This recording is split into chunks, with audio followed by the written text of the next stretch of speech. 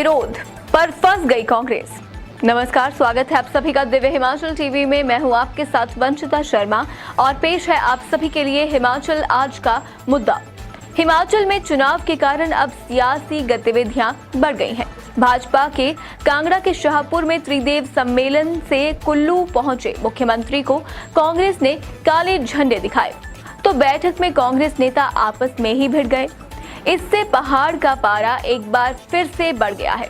क्या होगा आने वाले दिनों में और क्या क्या होंगे हिमाचल के मुद्दे, हम पहाड़ी में इसी पर चर्चा कर रहे हैं राजेश शर्मा और ओंकार सिंह। बीजेपी की इमोशनल गेम, भावनात्मक कार्ड खेल दिया बीजेपी ने। शुरुआत उसकी आज हो गई है। कार्यक्रम की शुरुआत करते हैं ओंकार जी। हिमाचल की सियासत तप गई है और चुनावी साल में अब हर दिन नई गतिविधियां प्रदेश भर में होने लगी हैं। भाजपा और कांग्रेस दोनों के नजरिए से अगर हम आज देखें तो आपकी शुरुआती टिप्पणी क्या है, कैसा रहा आज का दिन? जी बिल्कुल राजेश जी, हिमाचल में सियासी पारा हर रोज चढ़ने लगा है और कांग्रेस और भाजपा दोनों ही दल अपने अपने कार्यकर्ताओं में जोश भरने के लिए जुट गए हैं। और आने वाले दिनों में आप देखेंगे कि इसमें और भी कई तरह के सियासी नज़ारे आपको देखने को मिलेंगे। सियासी नज़ारे कई तरह के देखने को मिलेंगे। मसला एक ही है ओंकार जी, चुनावी साल है, चुनाव हर हाल में जीतना है, सत्ता का फाइनल हर हाल में जीतना है, यही मकसद है। शुरुआत बीजेपी से कर लेते हैं।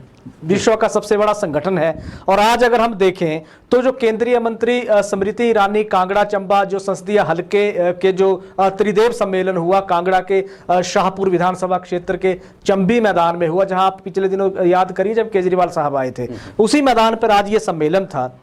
कैसे जोश भर गई त्रिदेव जो सम्मेलन हुआ केंद्रीय मंत्रियों का? जी केंद्रीय मंत्री स्मृति ईरानी राजेश जी आज कांगड़ा के शाहपुर में, जैसे कि बताया, वहाँ चंबी मैदान है, वहाँ पहुंची हुई थी। तो भाजपा के त्रिदेव सम्मेलन जो था वो संसदीय स्तर का एक कार्यक्रम था, वहाँ उन्होंने उसको संबोधित किया। तो यहाँ उन्होंने बूथ से विधानसभा पहुंचने का मंत्र जो है वो अपने कार्यकर्ताओं को दिया है। तो उन्होंने त्रिदेव जो सम्मेलन था उसके त्रिदेव में जो भी शामिल होते हैं लोग, उनको ईश्वर की संज्ञा दी और इस दौरान जय श्री राम के जी नारे लगते रहे और इसी बीच कार्यकर्ताओं का जो जोश है उसको उन्होंने बढ़ाने की कोशिश की है। और कई तरह के जो चुनावी टिप्स होते हैं, क्योंकि अब भाजपा जो है बिल्कुल चुनावी मोड में है, चुनावी मूड में है, तो बिल्कुल उन्होंने अपने कार्यकर्ताओं को जो भी टिप्स थे वो दिए हैं। जरूरी टिप्स, उन्होंने बड़े अहम टिप्स दिए। उनके साथ देखें मुख्यमंत्री जयराम ठाकुर ने कार्यक्रम में शिरकत इसमें की। मुख्यमंत्री जयराम ठाकुर ने कार्यकर्ताओं को जो डबल इंजन की सरकारें हैं वो उन सरकारों के जो उपलब्धियां हैं वो उपलब्धियों को लेकर प्रचार प्रसार करने की मुख्यमंत्री जयराम ठाकुर ने बात कही। ओंकार जी, प्रदेश अध्यक्ष सुरेश कश्यप सम्मेलन का हिस्सा बने। इसके अलावा बात करें तो दो मंत्री राकेश पठानिया और सरवीण चौधरी, ये दो उस कार्यक्रम का ये भी हिस्सा रहे हैं। और प्रदेश भर की अगर हम बात करें तो कांगड़ा जो संसदीय हलका है जिसमें चंबा जिला भी आता है, और आप ये देखिए कि जो 18 मंडल थे जिसमें से 17 मंडल कांगड़ा के और एक मंडल जो मंडी चाहे पार्लियामेंट कंस्टिट्यूएंसी में आता है वो उसके जो बूथ पालक थे, जिसमें बूथ अध्यक्ष थे, बूथ पालक थे और जो आगे थे बूथ लेवल एजेंट थे। ये तीन तरह के जो इसके बीजेपी के कार्यकर्ता हैं इसमें शामिल थे, इसका हिस्सा बने। इसलिए से त्रिदेव इनको इस कंसेप्ट को कहा जाता है। जागरूक इनको जो करने की बात कही है। भावनात्मक मुद्दों को छेड़ गई है स्मृति ईरानी। अगर हम बात करें, उन्होंने कहा कि जनता के बीच अब चुनावी साल में जब भाजपा जा रही है, भारतीय जनता पार्टी जा रही है, तो भावनात्मक मुद्दों को लेकर उन्होंने टिप्स दिए ओंकार जी। पर हिमाचल में भावनात्मक मुद्दे रहेंगे क्या?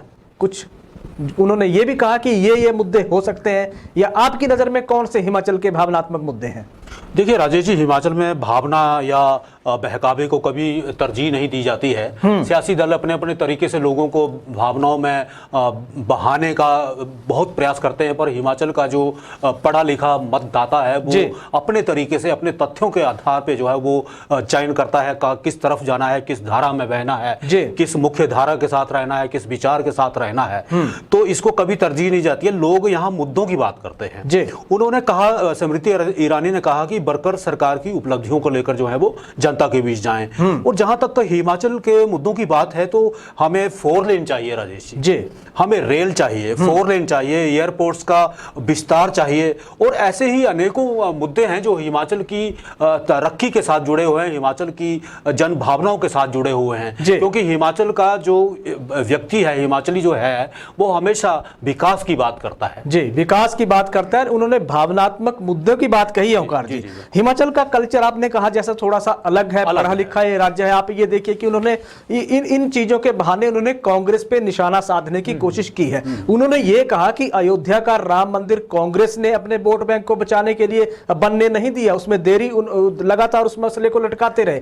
भारतीय जनता पार्टी एनडीए की सरकार जब सत्ता में आई, केंद्र में बना के हमने दिखा दिया। तो एक उन्होंने संदेश वहां से यह दिया कि जनता के इमोशन को छूने की पार्टी के जितने भी कार्यकर्ता हैं, चाहे बूथ प्रभारी हैं, बूथ कोई भी है, बूथ अध्यक्ष है, कोई भी है, जब ग्राउंड पे जाएगा या प्रचार के लिए जाएगा तो जनता के इमोशन को छूने की कोशिश करें। इस तरह का उन्होंने एक आह्वान वहां से किया है। अब थोड़ा सा देख लेते हैं कि हिमाचल में भावनात्मक रूप से आप लोगों को देखिए, अगर थोड़ा सा कल्चर भी अलग है लोगों को, अगर हम नजरिया देखते हैं तो लोग परिवार को लेकर हिमाचल प्रदेश में इमोशनल है, अपने पेशे को लेकर हिमाचल प्रदेश में लोग इमोशनल हैं, और अपने प्रदेश को लेकर हिमाचल प्रदेश में लोग इमोशनल हैं। अब परिवार को लेकर आप देखिए, महंगाई बहुत बड़ा इशू है, आगे हम चर्चा भी इस पे करने वाले हैं। बेरोजगारी प्रदेश का बहुत बड़ा मसला है, जिस मां के सामने उसका बच्चा बेरोजगार होकर बैठा होगा उसके दिल पे क्या बीतेगी, वो बहुत बड़ा मसला है। वहां उन्होंने छूने की कोशिश नहीं की है। पेशे की बात करें, कोरोना से के बाद की परिस्थितियां प्रदेश की बदल गई हैं। कोरोना से पहले के हालात देखिए, बाद के हालात देख लीजिए। कई जगह होटल इंडस्ट्री पे ताले की नौबत आ गई, होटल तक बिक गए, लोगों को गाड़ियां अपनी बेचनी पड़ी। तो पेशा भी एक तरह से पूरी तरह से प्रभावित होकर रह गया। सरकार से लगातार बूस्टर डोज की मांग करते रहते थे कारोबारी, कुछ हाथ नहीं आया ओंकार जी। और जहां तक प्रदेश के मुद्दे की बात की आपने, 4 लेन का मसला आपने छेड़ दिया। इसके अलावा बेरोजगारी सबसे बड़ा मसला है प्रदेश के। कई आप देखिए, इसके अलावा बहुत सारे ऐसे प्रदेश भर के मसले हैं जहां से लोग सीधे तौर पे ये कह रहे हैं कि इमोशनल जो गेम है बीजेपी की, वो शायद इतना काम नहीं करेगी जितने की वास्तविक मसले जो प्रदेश के सामने खड़े हैं वहां उनको जवाब देना पड़ेगा। ओंकार जी, कुल्लू, इसके बाद मुख्यमंत्री जयराम ठाकुर कुल्लू पहुंचे आज, पतली कुहल में उनका एक कार्यक्रम था, वहां कुछ बड़ा घटनाक्रम हुआ, क्या जानकारी है? बिल्कुल राजेश जी, कुल्लू के पतली कुहल में जैसे आप जिक्र कर रहे हैं, यहाँ जो है वो मुख्यमंत्री को जो है शायद आप मुख्यमंत्री के वहां पहुंचने की बात करें तो मुख्यमंत्री को जो है वो कांग्रेस कार्यकर्ताओं ने उनका घेराव करने की कोशिश की है और उनको काले झंडे राजेश जी दिखाए गए हैं जी। देखिए, एक तरफ तो आज वो सुबह के वक्त में जो है अपने कांगड़ा में थे और वहां त्रिदेव सम्मेलन में शामिल हुए, स्मृति ईरानी थी वहां, बिल्कुल जोश से लवरेज थे, वाहवाही हो रही थी। और कुल्लू पहुंचते ही जैसे ही वो अपने हेलीकॉप्टर से उतरते हैं तो वहां उनको एक बहुत बड़े विरोध का सामना करना पड़ता है। ये शायद पहली बार हुआ है या दूसरी बार हुआ होगा कि मुख्यमंत्री को काले झंडे दिखाए गए हैं। मुख्यमंत्री को काले झंडे दिखाए गए। मुख्यमंत्री को काले झंडे इसलिए भी दिखाए ओंकार जी क्योंकि कुल्लू में कांग्रेस के कार्यकर्ता हैं, कांग्रेस के कार्यकर्ता, क्योंकि पिछले कई दिनों से विधायक सुंदर सिंह है वहां के, उनकी अध्यक्षता में, उनकी अगुवाई में जो क्षेत्रीय हॉस्पिटल है कुल्लू का, उसमें जो डॉक्टरों की कमी चल रही थी, उन मुद्दों को लेकर वो धरने पे बैठे थे। सरकार उसको संबोधित नहीं कर पा रही थी, तो इसीलिए उनका एक उन्होंने खो दिया और यह प्रदर्शन वहां किया। दूसरा इसका बड़ा महत्वपूर्ण पहलू यह है कि पतली कुहल में एक निजी अस्पताल के शिलान्यास के अवसर पर मुख्यमंत्री जयराम ठाकुर पहुंचे थे, तो उस अस्पताल के शिलान्यास कार्यक्रम का आज कुल्लू कांग्रेस ने भारी विरोध किया है। दूसरी तरफ लौटते हैं ओंकार जी, एक प्रदेश में अब थोड़ा सा मसला गंभीर होता जा रहा है, जैसे चुनावी साल है, लोगों की माने या विरोधियों की माने तो सरकार पे अब क्षेत्रवाद के सीधे आरोप लग रहे हैं। वो क्षेत्रवाद जिसमें यह कहा जाता था कि पहले कांग्रेस पे आरोप लगे थे, लेकिन बाद में वीरभद्र सिंह ने जब इस चीज को नोटिस किया तो उन्होंने फिर इस क्षेत्रवाद की खाई को पाटने की पूरी कोशिश की और क्षेत्रवाद के आरोप अब मुख्यमंत्री जयराम ठाकुर पे लग रहे हैं। अब ऐसा भी कहा जा रहा है कि जो बार बार दौड़ मुख्यमंत्री की लग रही है, बाकी मंत्रियों की जो ड्यूटी लगाई गई है, केंद्रीय मंत्रियों को यहां बुलाया जा रहा है, वो उसी खाई को पाटने की कोशिश में सरकार जुटी है। क्या कहेंगे?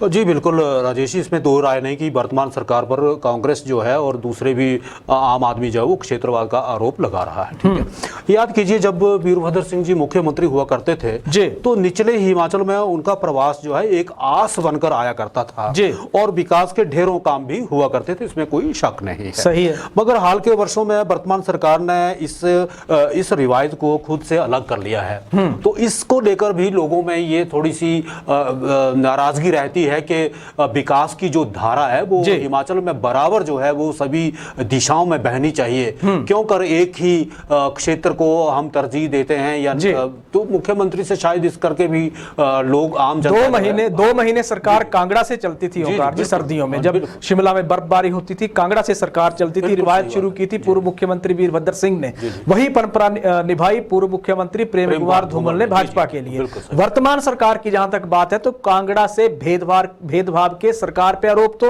लगते रहते हैं, क्योंकि शीतकालीन प्रवास की परंपरा है, ये ऐसा लग रहा है कि अब खत्म प्रदेश में हो गई है। राज्य स्तरीय, इसके साथ ही राज्य स्तरीय परागपुर का जो लोहड़ी मेला था उसका कल्चर ऐसा लग रहा है कि वो खत्म होकर रह गया है।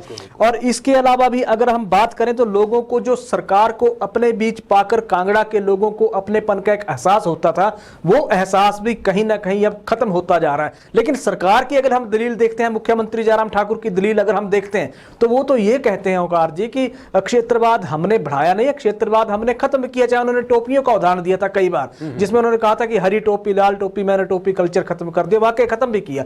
दूसरी चीज उन्होंने बड़ी महत्वपूर्ण ये कही थी कि कोविड काल के दौरान आप देखिए 2 साल का पीरियड कोविड काल ने इस वर्तमान सरकार के कामकाज को प्रभावित करके रख दिया, तो उस दिक्कत में ये चीजें हो नहीं पाई। लेकिन कांगड़ा के चाहे भाजपा भारतीय जनता पार्टी के चाहे छोटे कार्यकर्ता की बात हो, बड़े पदाधिकारियों की बात हो, कहीं ना कहीं उनके मन में ये टीस जरूर है कि कांगड़ा की जो उपेक्षा हो रही है हुई है वो कहीं ना कहीं पार्टी को नुकसान ना पहुंचा दे, इस तरह का माहौल चल पड़ा है। क्योंकि दूसरी चीज एक और भी है ओंकार जी, कोल डैम का हम देखते हैं तो वहां का सरकार ने जिस तरह का विकास किया है, क्योंकि वो तो कह रहे हैं कि ये कोल डैम कहाँ है सभी को पता है, उसमें देखिए वाटर स्पोर्ट्स को एक्टिविटी जिस तरह की बड़ी हैं।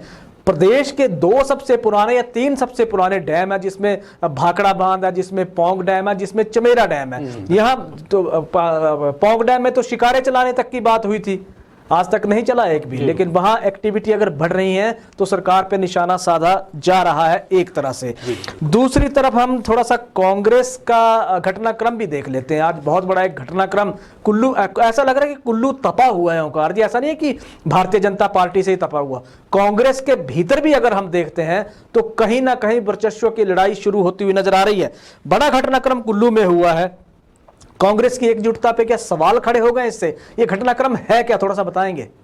जी राजेश जी, यहाँ ये घटनाक्रम जो है वो कुल्लू के पतली कोल में पेश आया है जी। यहाँ कांग्रेस के जो सह प्रभारी हैं संजय दत्त जी वो पहुंचे हुए थे और इसी दौरान जो है इस कार्यक्रम को सेवा दल के जो मुखिया है वहाँ उसको संबोधित कर रहे थे जी। तो संबोधन जब उनका शुरू हुआ, भाषण जब शुरू हुआ तो संजय दत्त ने उनको जो है बीच में शायद टोक दिया है। तो उसके टोका टाकी के बीच जो है वो तैश में आ गए हैं और तैश में आते ही जो है वो बाहर निकल गए। कौन सेवा दल के अध्यक्ष आए जी, अच्छा जी। तो वो अपने तैश में आकर जो है बाहर चले गए और बाहर अपने कार्यकर्ताओं से जो है उन्होंने कहा कि इस तरह से मुझे बीच भाषण में टोक दिया गया है। और उसी के बाद जो वो नारेबाजी शुरू हो गई है और नारेबाजी जो है वो राजेश जी मैं आपको बताऊं कि इस तरह से नारेबाजी हुई है जैसे पक्ष और विपक्ष में की जाती है। खैर बाद में उसको कंट्रोल भी किया गया, पर बीच की जो बात है वो शायद और भी गंभीर रूप ले सकती है, क्योंकि ऐसी नारेबाजी होनी नहीं चाहिए। और एक प्रभारी स्तर का व्यक्ति वहां पहुंचा हुआ था। तो जी, प्रभारी स्तर का व्यक्ति वहां पहुंचा था और उनके साथ अगर इस तरह का घटनाक्रम होता है, सह प्रभारी है हिमाचल प्रदेश कांग्रेस के संजय दत्त, और उस तरह का होता है तो डिसिप्लिन अनुशासन पे सवाल उठ रहे हैं ओंकार जी। दूसरी चीज अगर हम देखें तो कांग्रेस की जो प्रदेशाध्यक्ष हैं वो तो कह रही हैं कि सरकार के खिलाफ अब हम चार्जशीट तैयार करेंगे, जल्द ही चार्जशीट लोगों के सामने आ जाएगी, सरकार को हम घेरने की कोशिश करेंगे। पर ऐसा लग रहा है कि हालात कांग्रेस के लिए भी कहीं ना कहीं ठीक नहीं है, जिस तरह के संकेत ये मिले हैं, क्या कहेंगे?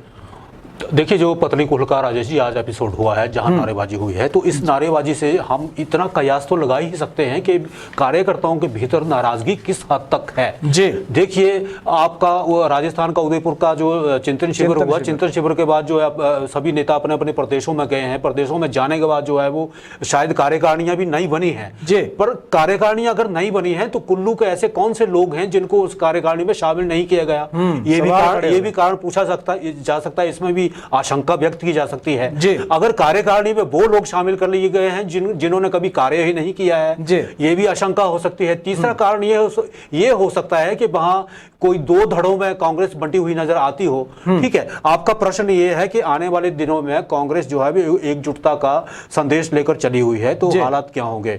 क्योंकि अब जिम्मेदारियां शायद तय की गई हैं, तो आने वाले दिनों में हम शायद कांग्रेस में एकजुटता इसलिए भी देख सकते हैं कि नई कार्यकारिणी जो है उसको स्थापित करने के लिए, उसको संतुष्ट करने के लिए कांग्रेस को एक सूत्र में हर घिस चलना ही पड़ेगा, अन्यथा जनता जवाब मांगना जानती है। जनता जवाब मांगना जानती है और भारतीय जनता पार्टी को टक्कर भी पार्टी तभी देगी जब एकजुट हो जाएगी। दरअसल अब कांग्रेस के भीतर से भी सवाल उठने लगे हैं ओंकार जी। कांग्रेस भी कहा जा रहा है कि भारतीय जनता पार्टी की राह पर कांग्रेस भी चल पड़ी है। कांग्रेस की प्रदेश अध्यक्ष के हवाले से पिछले दिनों एक खबर आई थी जिसमें यह कहा गया था कि पार्टी सर्वे करवाएगी टिकट देने से पहले, और टिकट देने से पहले जो सर्वे होगा उस सर्वे की फ्रेम में जो फिट बैठेगा टिकट उसी को दिया जाएगा। ऐसा नहीं है कि हर किसी को टिकट दे दिया जाएगा। अब लोग या कांग्रेस के नेता या कार्यकर्ता भी चुटकी इसमें लेने लगे हैं कि सर्वे तो भारतीय जनता पार्टी ने भी उपचुनाव से ठीक पहले करवाया था, कईयों के टिकट काट दिए गए वहां जो प्रबल दावेदार थे, नतीजा सभी के सामने है। उस तरह की चीजें ना हो तो कांग्रेस को थोड़ा सा अपने उसमें सुधार लाने की कोशिश करनी होगी। सुधार कैसे आएगा? 15 जून से कांग्रेस जन जागरण अभियान प्रदेश भर में शुरू करने जा रही है, जिसमें महंगाई और बेरोजगारी दो बड़े महत्वपूर्ण मसले हैं ओंकार जी, जो जहां कांग्रेस का हर कार्यकर्ता जनता के बीच जाके लोगों को जगाएगा कि महंगाई से हालत इस कदर खराब हो रही है और बेरोजगारी दर यहां से यहां पहुंच गए, नौकरियां है नहीं आने वाले दौर में। 1 जून को जिला और ब्लॉक अध्यक्षों की राजीव भवन शिमला में पार्टी की प्रदेश अध्यक्ष बैठक लेने जा रही है। वहां से भी क्या निकलेगा ये तो आने वाला अभी 1 जून को पता चलेगा, लेकिन कांग्रेस भी अब जुट गई है सरकार को टक्कर देने के लिए, इतना तो तय है। इस बीच आम आदमी पार्टी कहां गई ओंकार जी? आजकल कुछ चर्चा में है या नहीं है? आम आदमी पार्टी इन दिनों राजेश जी आत्म मंथन में नजर आने लगी है जी। लगता है वह कांग्रेस और भाजपा के बीच जो भी गतिविधियां चल रही हैं तो उनके ऊपर, उन गतिविधियों के ऊपर शायद आम आदमी पार्टी के लोग जो हैं वो नजर रखे हुए हैं। और हम देखो, जो भी आदमी सियासत में आता है उससे यही उम्मीद हमेशा की जाती है कि कभी ना कभी वो जो है वो अपना उस तरह का कोई ना कोई गतिविधि करेगा तो सबको नजर आएगी। तो शायद आने वाले दिनों में इनका कोई बड़ा कार्यक्रम हो तो पता चल सकेगा कि इनकी आने वाली जो रणनीति है उसका क्या वो करने हैं, क्या रणनीति क्या रहेगी आने वाले दिनों में तो बाद में पता चलेगा। तो फिलहाल स्कूलों की व्यवस्था को लेकर compare Delhi model Himachal model, इसको बहुत चर्चा इन्होंने छेड़ दी है।